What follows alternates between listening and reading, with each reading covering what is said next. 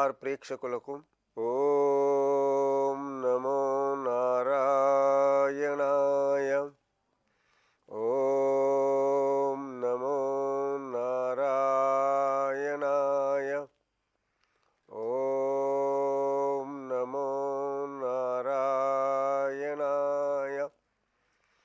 జై శ్రీమన్నారాయణ. జై జై శ్రీమన్నారాయణ. బ్రహ్మమానస పుత్రులైనటువంటి మనము సనక సనందులు వారి యొక్క మానసపుత్రులైనటువంటి వారు సనత్ కుమారులు, సంపత్ కుమారులైనటువంటి వారు గురించి మనం తెలుసుకున్నాం. అలాగనే నారద మహాముని అయినటువంటి వారు కూడా బ్రహ్మ యొక్క మానసము పుత్రులు. నరనారాయణుల యొక్క విషయాన్ని కూడా మనం తెలుసుకున్నాం. అలాంటి వారిలో మనకు పంచమ శ్రీ మహావిష్ణు యొక్క మహిమల్లో 5వ అవతారంగా వచ్చినటువంటి వారి యొక్క మహిమలను చూయించినటువంటి వారు కపిల మహర్షి. ఆ కపిల మహర్షి కర్తమ ప్రజాపతి దైవదూతి యొక్క 10వ సంతానం. అనగా వీరు ఎందు గురించి వచ్చారన్నటువంటి 9 మంది అమ్మాయిలను జన్మ ఇచ్చిన అనంతరం కర్తమ ప్రజాపతి యొక్క శ్రీమతి వారైనటువంటి దైవదూతి వారు అనగా సాక్షాత్తు బ్రహ్మ యొక్క మానసపుత్రులలో గొప్పవారు కర్తమ ప్రజాపతి. ఎందువలన అనగా ఈ సృష్టిని ప్రారంభించడానికే, సృష్టిని మొదలుపెట్టడానికే వచ్చినటువంటి వారిలో కర్తమ ప్రజాపతి. అందుకే ప్రజాపతి, ప్రజలకు ఆధిపతి వహించినటువంటి వారు కర్తమ ప్రజాపతి. వారు ముందుగాల ఆ అమ్మాయి అయినటువంటి దైవదూతి యొక్క గర్భములో బ్రహ్మ యొక్క మానసపుత్రుల్లో గొప్పవారైనటువంటి వారు కర్తమ ప్రజాపతి. ఆ కర్తమ ప్రజాపతికి 9 కూతుళ్ళు అనగా 9 మంది అమ్మాయిలు. అనగా ఎవరితో? దైవదూతితో. ఆ 9 అమ్మాయిలు దేనికోసం? ఈ సంసారాన్ని అంటే ఈ సృష్టిని ప్రారంభంలో వచ్చినటువంటి వారిలో సాధు సత్పురు అంటే ఋషులకు ఆ అమ్మాయిలకిచ్చి వివాహం చేయాలన్నటువంటి ఎవరు? బ్రహ్మగారి యొక్క ఆదేశం. బ్రహ్మగారు ఏ ప్రకారంగా చెప్పారో ఆ ప్రకారంగానే కర్తమ మహా ప్రజాపతి అయినటువంటి వారు 9 ఋషులకిచ్చి వివాహం చేస్తారు. అని 9 ఋషులైనటువంటి వారు వశిష్ఠ మహర్షి, విశ్వామిత్ర మహర్షి, వ్యాసుల వారు, ఈ విధంగా ఆ 9 వివాహం అయిన అనంతరం పెద్దవాళ్ళైతారు. అమ్మవారు అంటే వివాహాలైతే ఇద్దరు కూడా దైవదూతి, కర్తమ ప్రజాపతి గొప్ప విష్ణు యొక్క భక్తులైనటువంటి వాళ్ళు. అనగా సాక్షాత్తు ఆనాటి కాలంలో కృతాయుగంలో ఇంజనీర్ అంటే మొదటి ఇంజనీర్గా చెప్పుకున్నటువంటి వారిలో కర్తమ ప్రజాపతి గారు. ఇంతకన్నా ముందు ఎపిసోడ్లో కూడా మనం తెలుసుకున్నాం. ఆనాటి కాలంలో విమానాన్ని తయారు చేసి ఆ విమానంలో తిరిగినటువంటి వాళ్ళు కర్తమ ప్రజాపతి, దైవదూతి. 9 అమ్మాయిల వివాహం అయిపోయింది. ఋషులకు ఇచ్చి వివాహం చేశారు. సృష్టి నిర్మాణం కావాలి కదా, అంటే ఈ ఋషుల ద్వారానే ఈ ప్రపంచం సృష్టి ప్రారంభమవుతున్నటువంటి సదుద్దేశంతో బ్రహ్మగారి వారి యొక్క ఆజ్ఞతో ఈ కర్తమ ప్రజాపతి 9 అయినటువంటి ఆ యొక్క ఋషుల ద్వారా వివాహం అయిపోయింది. వారి యొక్క ఆశీర్వచనాల ద్వారా ఈ సృష్టి మొదలైంది. కానివ్వండి, విష్ణు యొక్క భక్తులైనటువంటి వారిలో దైవదూతి, కర్తమ మహాముని. మొదటి ఎపిసోడ్లో కూడా మనం చెప్పుకున్నాము. ఆ కృతాయుగంలో ఎలాంటి భవనాన్ని ఏర్పాటు చేసుకొని సృష్టి నడిపించడానికి ప్రారంభకమైనటువంటి వాళ్ళలో కర్తమ ప్రజాపతి గారు. ఈ కర్తమ ప్రజాపతి గారు అనేకమైనటువంటి అరణ్యాలలో, అంటే అరణ్యంలోనే ఉద్యానవనాలుగా ఏర్పాటు చేసుకొని దాంట్లో ఆనాటి కాలంలో అనేకమైనటువంటి ఋషులు మహారుషులు అరణ్యంలోనే ఉండేవారు. అలాంటిది 9 అమ్మాయిల వివాహం అయిపోయింది. అప్పుడు చివరి యొక్క సంసారం అభివృద్ధి చేయడానికి శ్రీ మహావిష్ణు యొక్క భక్తులు కదా దైవదిత్తితో చెప్తారనమాట. సాక్షాత్తు అనగా శ్రీ మహావిష్ణు యొక్క భక్తులైనటువంటి వారిలో కర్తమ ప్రజాపతి దైవదుతు. అయ్యా గురువర్య, ఓ నాథ, ఓ స్వామి, నాకు 9 అమ్మాయిలు ఇచ్చారు, ఋషులకు వివాహం చేశాం.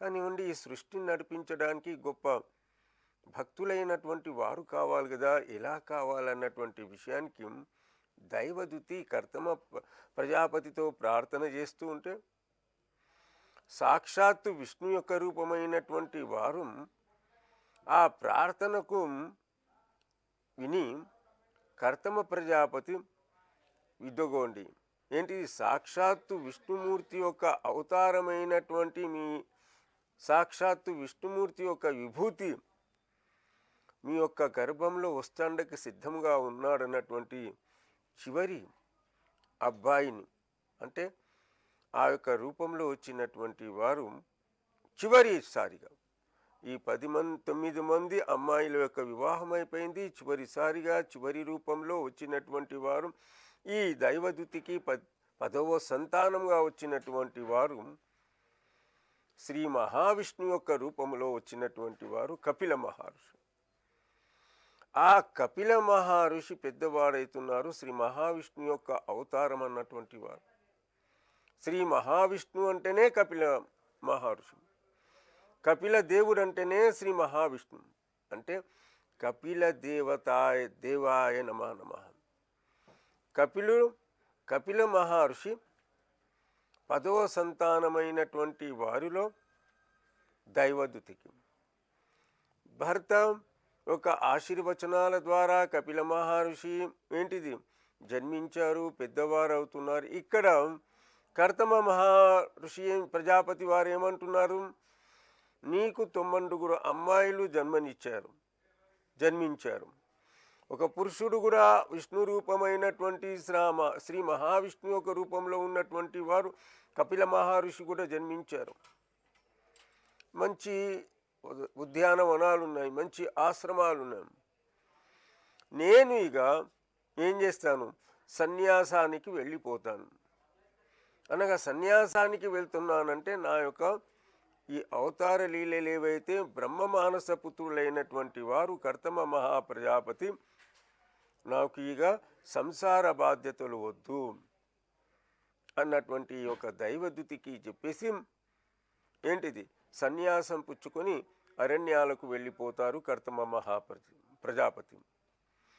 ఇక్కడ కపిల మహర్షి 5వ అవతారంగా, అంటే ఇది శ్రీ మహావిష్ణు యొక్క రూపంలో వచ్చినటువంటి వారు కపిల మహర్షి అనేకమైనటువంటి ఏంటి అంటే తల్లిగారికి మోక్షాన్ని ఇప్పించడానికి, మోక్షాన్ని ఇవ్వడానికి ఈ సృష్టిలో మొదటిసారిగా కపిల గీత అన్నటువంటి దానికి చెప్పినటువంటి వారు కపిల మహాముని, కపిల భగవానుడు. ఏంటిది భగవద్గీత మనము ఈ యొక్క ద్వాపర యుగంలో ఉన్నాం. ద్వాపర యుగంలో శ్రీకృష్ణ పరమాత్ముడు భగవద్గీత అన్నటువంటి దానికి వివరణతో అర్జునునికి చెప్పారు. ఈ కృతాయుగంలో అనగా త్రేతాయుగం అయిపోయింది, ద్వాపర యుగంలో శ్రీకృష్ణ పరమాత్ముడు అర్జునునికి బోధించినటువంటి దానికి మనం భగవద్గీత అంటున్నాం. కానివ్వండి, సాక్షాత్తు తల్లిగారికి మాతృమూర్తులైనటువంటి ఎవరు, ఆ మాతృమూర్తులైనటువంటి దైవదూతికి కపిల గీత అన్నటువంటి దానికి బోధించినటువంటి వారు కపిల భగవానుడు. ఆ కపిల భగవానుడు తన తల్లిగారైనటువంటి దైవదూతికి అనేకమైనటువంటి విషయాలు చెప్పారు.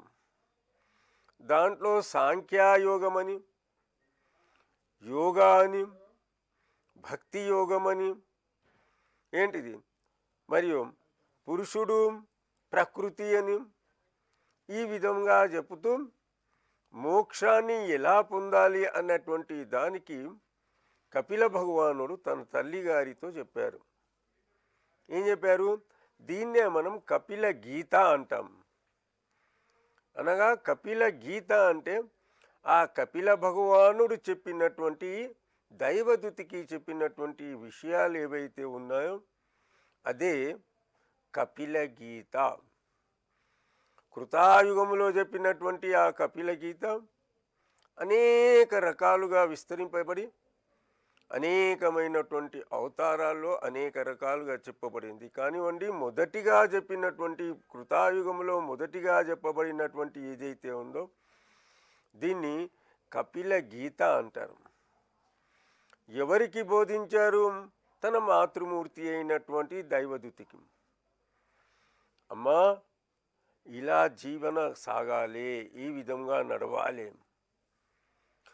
మానవుని యొక్క జీవితం ఎలా ఉండాలి, ఎలా ఆరోగ్యవంతంగా ఉంటాము అన్నటువంటి విషయాలన్నీ కూడా కపిల గీతలో కపిల భగవానుడు బోధించినటువంటి ఆ కపిల గీతలో అనేక విషయాలు ఉన్నాయి. దాంట్లో మనం చెప్పుకున్నాము సాంఖ్యాయోగం. ఇంతకన్నా ముందు చెప్పుకున్నటువంటి సాంఖ్యాయోగం చెప్పుకున్నాం. మరి రెండోది యోగా ప్రాణాయామం ఎలా చేయాలన్నటువంటి కపిల భగవానుడు చెప్పారు. అనగా సాక్షాత్తు విష్ణు యొక్క స్వరూపమే కపిల భగవానుడు. ఆ కపిల భగవానునితో విన్నటువంటి ఏదైతే యోగా ఉందో అది ఈనాటి కూడా మనం చేసుకుంటున్నాము, ఆరోగ్యవంతంగా ఉంటున్నాము. అనగా సాక్షాత్తు విష్ణుమూర్తి చెప్పినటువంటి ఏదైతే యోగా, మనకు భగవద్గీతలో కూడా సాంఖ్యాయోగమని, యోగా అని అనేక చోట్ల మనకు భగవద్గీతలో కూడా ఏంటిది విషయాలను చెప్పబడినటువంటి వారు శ్రీకృష్ణ పరమాత్ముడు. కానివ్వండి, ఇక్కడ మాతృమూర్తికే, వారి యొక్క మాతృమూర్తి అయినటువంటి ఎవరు? కపిల భగవానుని యొక్క తల్లిగారైనటువంటి దైవదూతికి చెప్పినటువంటి విషయాలు చాలా గొప్పదైనటువంటి విషయం. ఇంకా వారు చెప్పినటువంటి విషయాల్లో మనం యోగా చేస్తే ఎలా ఉంటుంది అన్నటువంటి విషయాన్ని కూడా కపిల భగవానుల వారు చెప్పారు. దీంట్లో ప్రకృతి మరి పురుషుడు, ప్రకృతి పురుషుని యొక్క నియమాలు ఏంటిది, ఎలా ఉండాలి అన్నటువంటి విషయానికి కూడా చెప్పారు. ఇదే విషయానికి ప్రకృతి మరి పురుషుడు ఎలా తల్లి గర్భము నుంచి ఎలా ఉత్పన్నమవుతాడు, ఎలా జన్మిస్తాడు అన్నటువంటి విషయానికి మనకు ఈ యొక్క కపిల గీతలో అనేక చోట్ల చెప్పి ఉన్నారు. ఆ కపిల గీతలో శ్రీ భగవానుడు తల్లిగారితో చూడండి, మొదటి సైంటిస్ట్, మొదటి వేత్త అంటే ఎవరు? మొదటి విజ్ఞానవేత్త అంటే కపిల భగవానుడు చెప్పుకోవాలి. తల్లి అంటే జన్మ ఎలా అవుతుంది, ఎలా ఉత్పన్నమవుతాడు అన్నటువంటి పిండానికి ఎలా ఉంటుంది, తల్లి గర్భములో ఉన్నప్పుడు ఆ యొక్క పిల్లవాడు, ఆ యొక్క శిశువు అన్నటువంటి ఎన్ని మాసాలు ఉంటాడన్నటువంటి విషయానికి అమ్మగారితో చెప్పినటువంటి ఏవైతే విషయాలు ఉన్నాయో ప్రకృతి పురుషుడు, ప్రకృతి యొక్క విషయాల ద్వారా మానవుడు గత జన్మలో చేసుకున్నటువంటి పుణ్యాలు మరియు పాపాల వలన వచ్చినటువంటి జన్మ ఏదైతే ఉందో ఆ లెక్క ప్రకారంగానే ఈ యొక్క మానవ జన్మ వస్తుంది అన్నటువంటి కపిల మహర్షి, ఆ కపిల భగవానుడు తన తల్లి అయినటువంటి దైవదూతితో చెప్తున్నారు. అమ్మా, ఈ యొక్క ప్రకృతి ద్వారా వచ్చినటువంటి మానవుని యొక్క జన్మ ఎలా ఉంటుంది అంటే పూర్వజన్మలో చేసుకున్నటువంటి సుకృతం వలన, పూర్వజన్మలో ఎలాగైతే అతని యొక్క కర్మ ఉంటుంది, ఆ కర్మ వలన మానవుని యొక్క జన్మ లభిస్తుందమ్మా అన్నటువంటి విషయానికి చెప్పారు. భగవానుడంటే శ్రీ మహావిష్ణు యొక్క స్వరూపం కదా. ఆ పిల్లవాడైనటువంటి ఆ కపిల భగవానుడు ఎవరితో? దైవదితో ఆ అమ్మ అడుగుతూ ఉంటుంది, వీరు చెప్తూనే ఉంటారు. శ్రీమద్ భాగవతంలో 3వ అధ్యాయంలో సవివరంగా వివరంగా తెలుపబడింది. సాంఖ్యయోగం అంటే ఏంటిది, యోగము అంటే ఏంటిది, పునరపి జననం పునరపి జఠరే పునరపి శయనే జఠరే శయనం అన్నారు జగద్గురువుల వారు శంకరాచార్యులు. అంటే జన్మ అంటే కర్మను బట్టి ఒక మానవుని యొక్క జన్మ వస్తుంది అన్నటువంటి పునరపి జననం పునరపి మరణం ఎవరు? జగద్గురువుల వారు చెప్పారు. కపిల భగవానులు పునరపి జననం పునరపి మరణం అన్నటువంటి ఈ విషయానికి కలియుగంలో చెప్పినటువంటి వారు జగద్గురువుల వారు కానివ్వండి. దీన్ని చెప్పినటువంటి వారు కపిల భగవానులు. ఆ కపిల భగవాను తన తల్లి అయినటువంటి దైవదితో చెప్తున్నారు. అనగా తల్లిదండ్రుల యొక్క సంయోగం వలన, తల్లిదండ్రులు కలవడం వలన సంతానం ఎలా కలుగుతుంది అన్నటువంటి విషయానికి వివరంగా చెప్పినటువంటి వారు కపిల మహర్షి, కపిల భగవాను. దీన్నే అనేక విధాలుగా ఈనాటి కూడా చెప్తూ వచ్చారు. మనం సైన్స్ని అభివృద్ధి చేసుకున్నాము. సైన్స్లో ఎలా ఉంటుందో ఆ విషయాన్ని కృతాయుగం అంటున్నాం. అనగా దాదాపు 17, 12, 8 అనగా 20 మరియు 17 దాదాపు 20-28 లక్షల సంవత్సరాల క్రితమే కపిల భగవానుడు ఈ విధంగా చెప్పారంటే, మొదటిసారిగా వారి యొక్క తల్లిగారి యొక్క కూర్చొని జ్ఞానాన్ని ఇస్తున్నారు.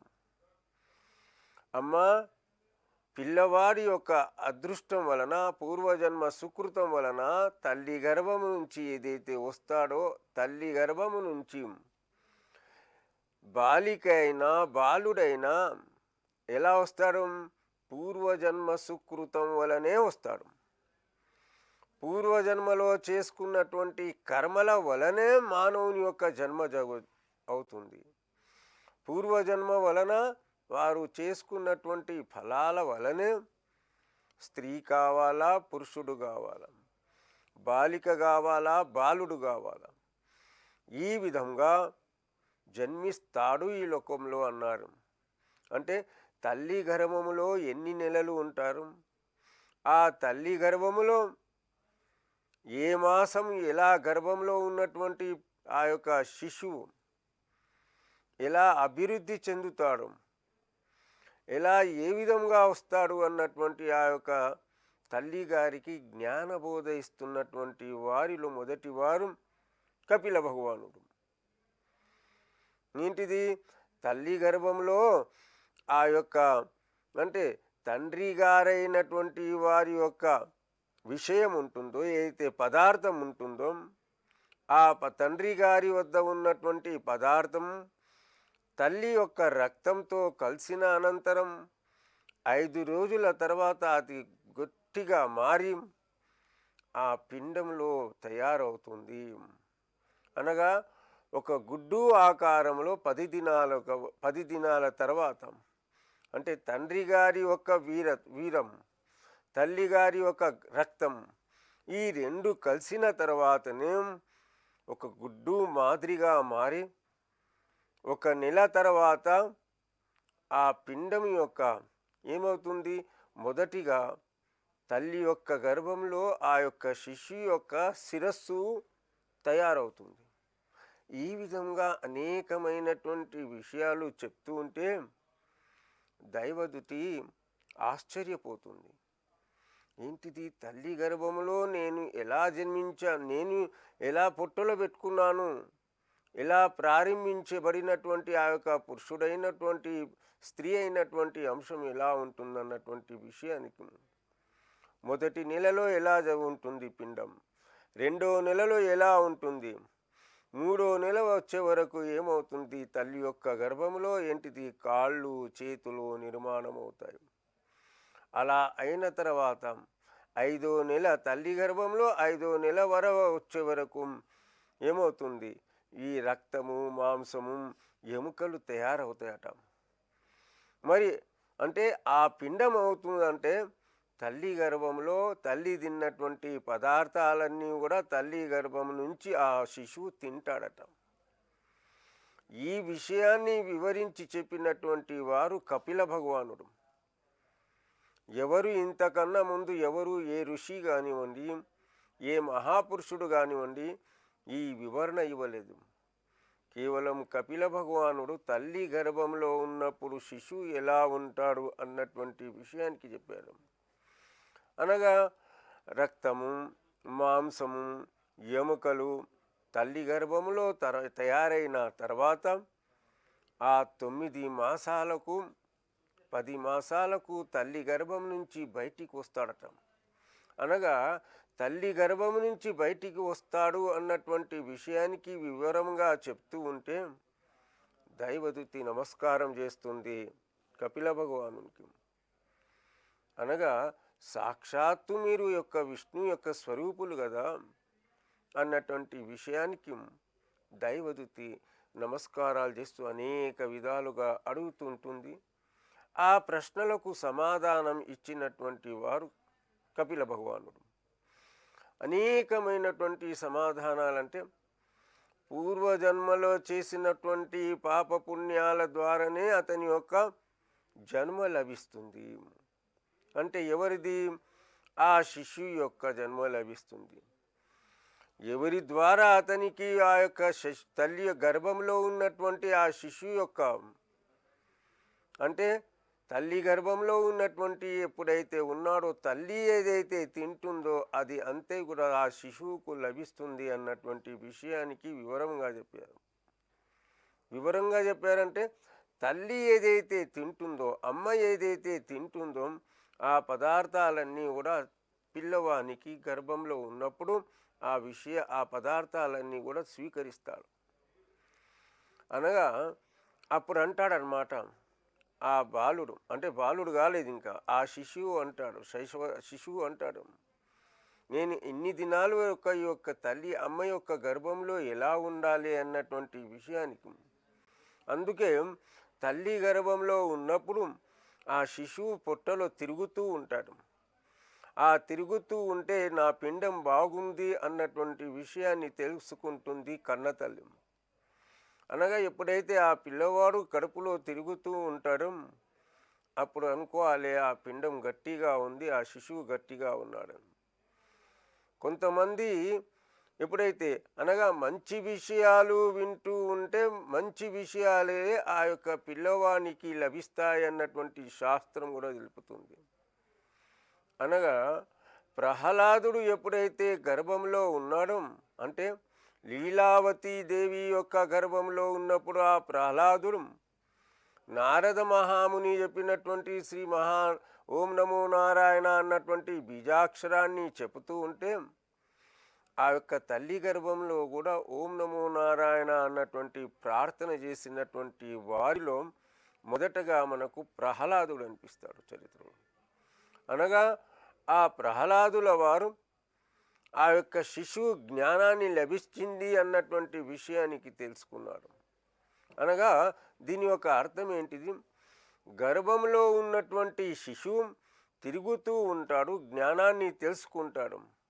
అప్పుడు 9 నెలల తర్వాత ఆ పిల్ల అంటే ఆ శిశువు తల్లి గర్భము నుంచి వ్యతిరేకంతో అంటే శిరస్సుతో ముందుకు వచ్చి ఆ ఏడుస్తూ ఉంటాడు.